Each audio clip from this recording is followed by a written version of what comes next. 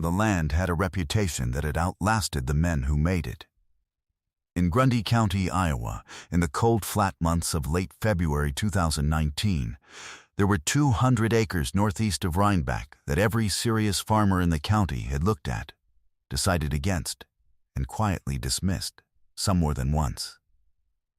The soil profile ran a pale, chalky gray before you hit 10 inches. The bottom third of the parcel sat inside a natural drainage basin that hadn't moved water correctly since the 1970s.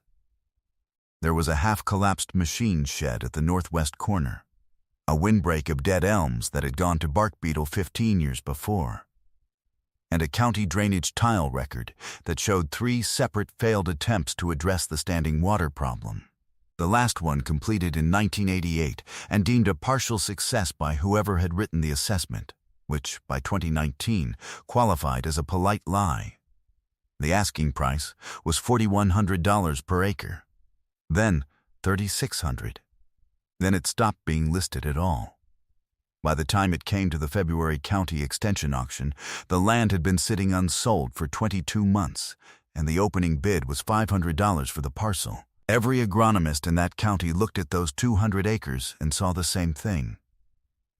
They were all looking at the same problem. And they were all wrong. The man who walked into the Grundy County Extension Hall that Saturday morning, the 9th of February 2019, which was a day so cold the car thermometers in the parking lot read 11 degrees, did not look like someone who had come to make a decision. His name was Vernon Caskey. He was 73 years old, widowed, and he drove a 1998 Ford F-250 with a cracked door seal that let the cold come in across his left knee the whole way from his farm outside Holland. He wore a wool-lined canvas coat he had owned since 1994. He carried a yellow legal pad in a manila folder. He did not look like a man with a plan. He looked like a man who had always just looked like that. His daughter, Renee, who was 46 and ran the books for a crop insurance agency in Waterloo, had told him not to go. His son, Dale, who farmed their existing ground in partnership and had done so since 2011, had been more direct. "Dad, there is a reason that land has been empty for 2 years," Dale had said the week before. "The tile work alone would eat us." Vernon had nodded slowly at that, the way he nodded when he was agreeing with the sound of the words but not with the conclusion. Renee had laughed, not cruel, exactly, just the way a person laughs when they love someone and think they're watching him about to do something embarrassing. "This is the kind of story my father would have told. If yours would have too, this channel is for you. Subscribe, and we'll keep telling them." There were 31 people inside the extension hall that morning, plus the auctioneer, a man named Phil Graber, who had worked Grundy and Butler and Hardin counties for 38 years and who knew every serious buyer in the room by first name and by the size of their last 3 purchases. Phil Graber knew Vernon Caskey, though not well. He knew the Caskey ground out by Holland, about 380 acres, mostly good, 2 rented parcels, solid operation, nothing special. He would have told you, if you asked him that morning, that Vernon Caskey was not a person who took speculative positions on problem ground. He would have told you this with confidence. He would have been wrong. A man named Ernest Vogel, 68 years old, who had retired from farming a Century section north of Ackley and had come that morning mostly to watch and have coffee, stood near the back of the room holding a styrofoam cup. Ernest had known the Rhinebeck parcel for 30 years. He had looked at it himself in 2007 when it was priced at $5,200 per acre, had walked the basin, and driven home without making an offer. He was not in the room to bid. He was in the room because these were the days he looked forward to in February, and he wasn't entirely sure why. Ernest watched Vernon Caskey come in, take a seat in the 4th row, open his folder, and uncap a pen. The parcel came up second. Phil Graber described it the way auctioneers describe problem ground, carefully, with specificity about the things that were true, and a neutral silence about the things that were troubling. He named the acreage. He named the failed tile runs. He named the standing water history. He said the soil type was Klossner muck in the basin and Dinsdale loam on the upper portions, and he said both of those things in the same breath, which was as honest as auctioneers generally got. The opening bid was $500. A few people in the room exchanged a particular kind of look, not mockery, but recognition. The look that said, someone set the floor at $500, so this would actually sell today. 2 bids came quickly, testing the floor. The price moved to $1,800 for the parcel. Then, $2,400. One of the 2 bidders dropped out. The remaining man, a younger cash-ground investor from Cedar Falls who worked with a company that bought distressed agricultural parcels, pushed to $3,100 and then went quiet in the way that meant he had reached his number. Phil Graber waited. Nobody moved. Vernon Caskey raised his legal pad. Not his hand, his legal pad, which was such an unusual bid signal that Phil paused for a moment before recognizing it as one. $3,200, Phil said. Ernest Vogel, in the back of the room, stopped lifting his coffee cup.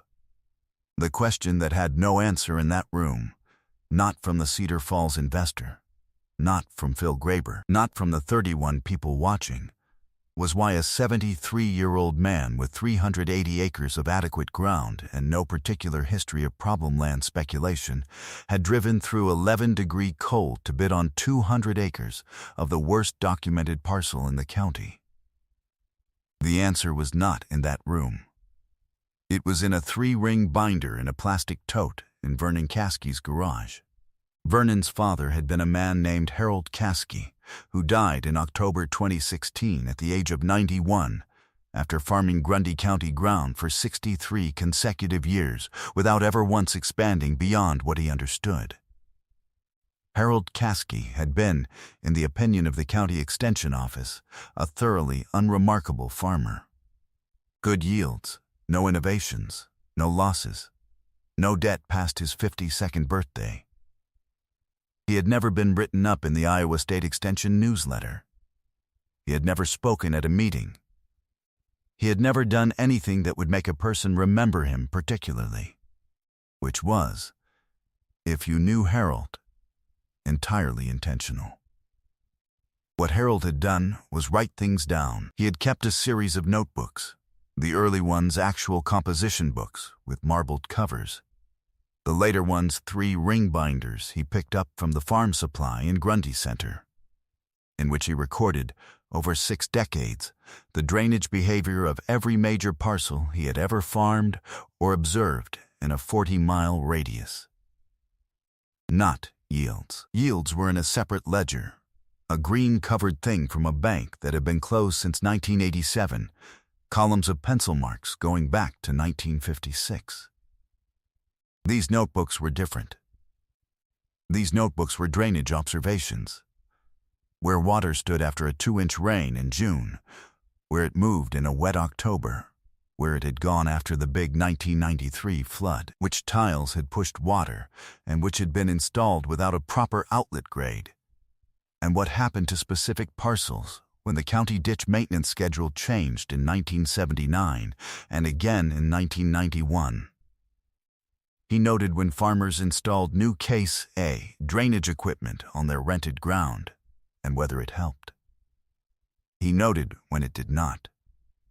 These were not the notes of a man with an agenda. They were the notes of a man who found water movement interesting the way other men found weather interesting, or machinery, or the prices of things, as a running fact of the world worth paying attention to. Harold had never talked about the notebooks at farm meetings. He had never mentioned them to the extension office. He had never done anything with what he observed except write it down and write down the next thing.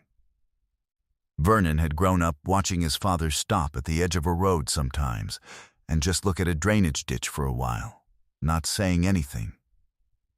He had thought, as a boy, that this was just one of the ways his father was quiet. He had not understood, until he was sitting on a cold garage floor in December 2016, that his father had been building something. There were 14 binders in the tote. Some of them had rubber bands around them because the spines had cracked. Harold's handwriting was clear through the first 10 years and compressed after that, as if he had decided at some point to fit more per page and had adjusted his hand to match. Vernon read through 3 of them that first night, sitting on the floor with a work lamp clipped to a shelf above him until his back made him stop. He went inside. He came back the next morning with a cup of coffee and kept reading. Harold had observed the Rhinebeck parcel 11 times over 40 years. The first entry was dated April 14, 1978. The last was September 3, 2014. The notation from 2014 read, in Harold's compressed, half-cursive hand, Rhinebeck NE Basin, ditch improvement from County Road Tile Project, if completed as planned, would provide correct outlet for this basin. Has been wrong since 1970. Would become correct. Whoever owns it then will not know why it works. Vernon had read that sentence for the first time in December 2016, 2 months after his father died, sitting on the floor of his garage in the cold, going through Harold's totes. He had read it twice. He had closed the binder, put it back in the tote, and walked inside. He did not know yet what to do with it. He just felt like he ought to hold on to it. In the spring of 2017, the county completed a road drainage improvement project on the main lateral 2 miles north and east of Rhinebeck. The project had been in the county's 5-year infrastructure plan since 2011.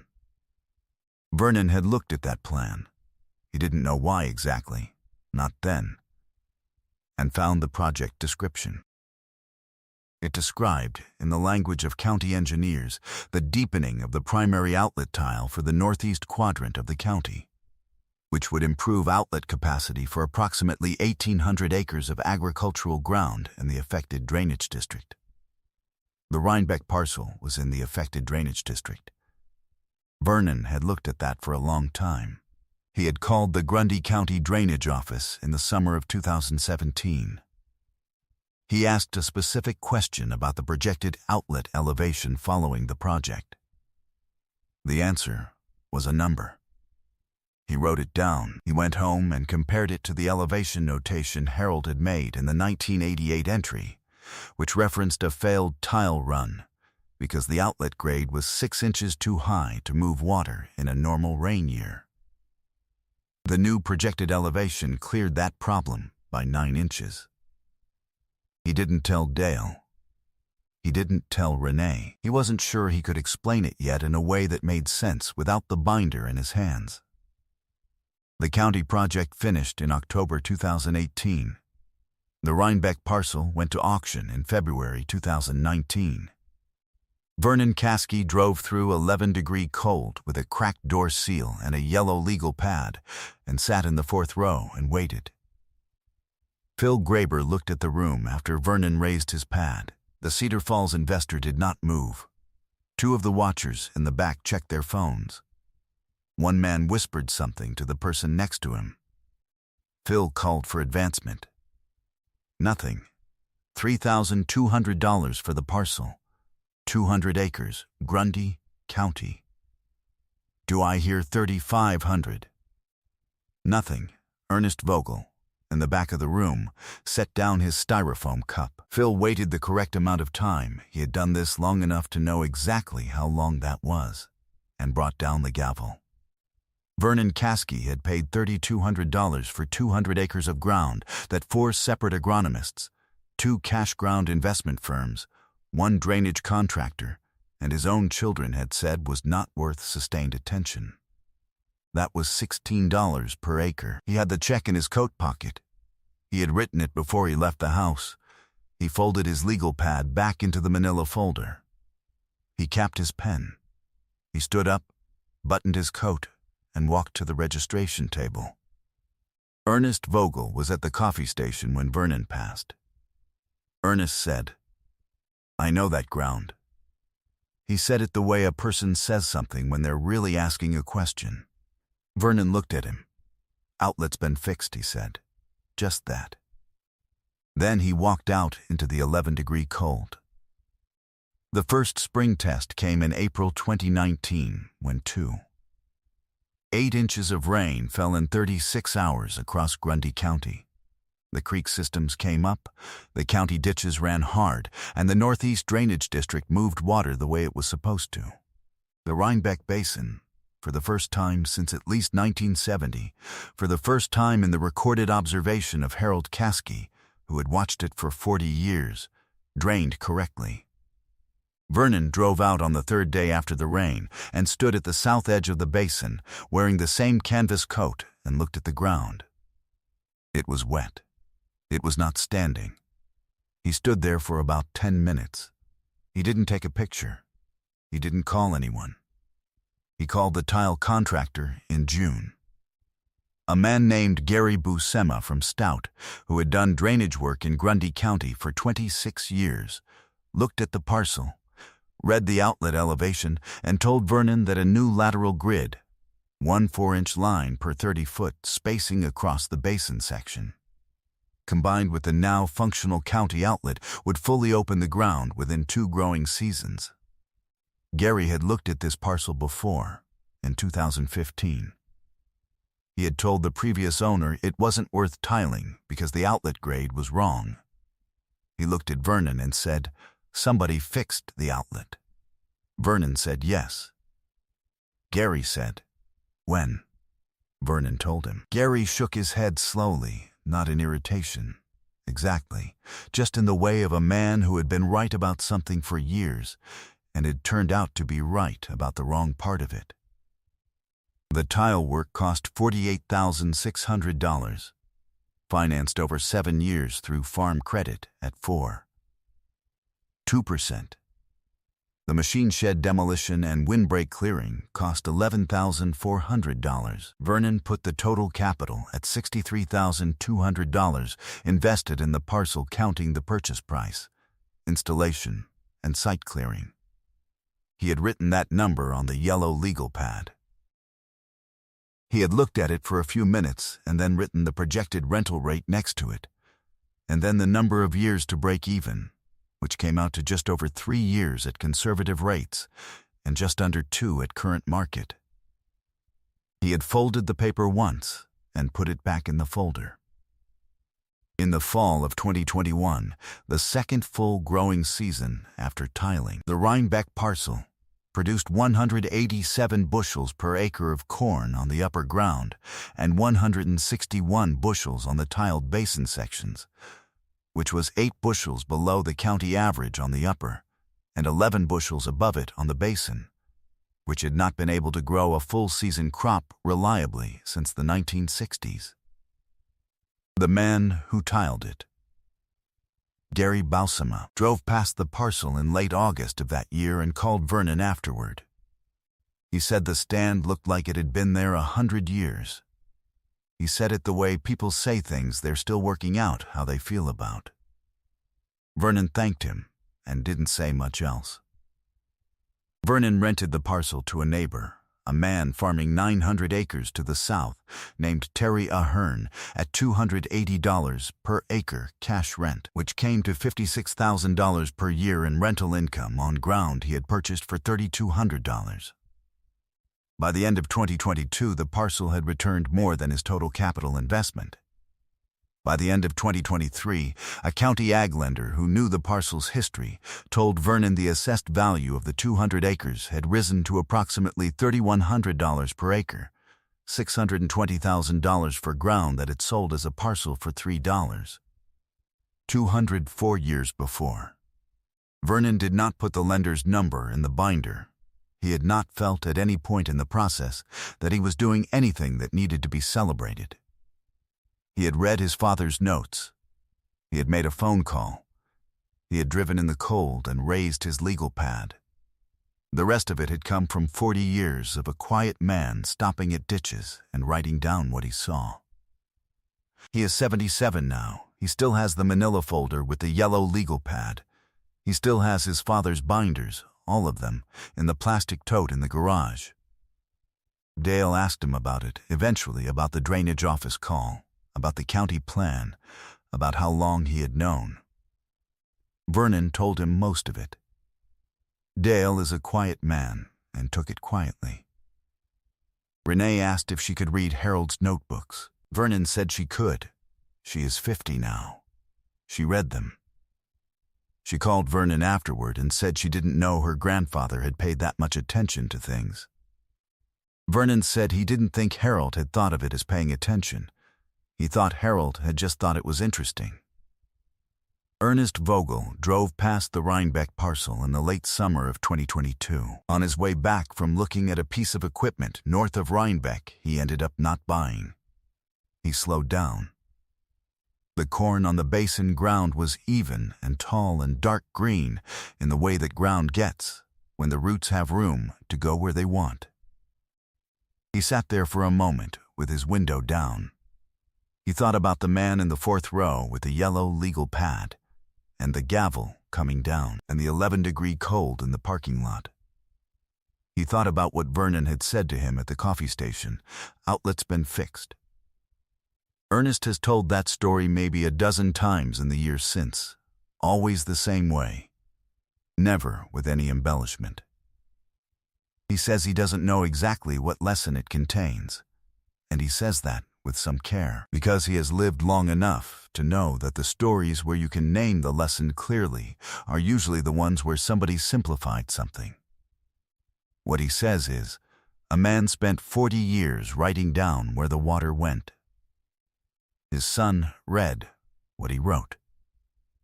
And that's most of it, right there.